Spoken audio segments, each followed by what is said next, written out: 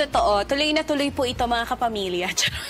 No, actually, ito yung question, di ba? Ellie, ang sexy naman talaga niyan. Na-issue because parang natural din kasi yung conversation namin sa DZMM. Hindi namin pinag-usapan na okay ganito gagawin natin. Lahat ng nangyari sa amin on air, he like a second father to me kasi grabe siya mag-mentor. Ako, pag niloko mo ako, pag naghiwalay tayo, si Ted Filon talaga jojowain ko.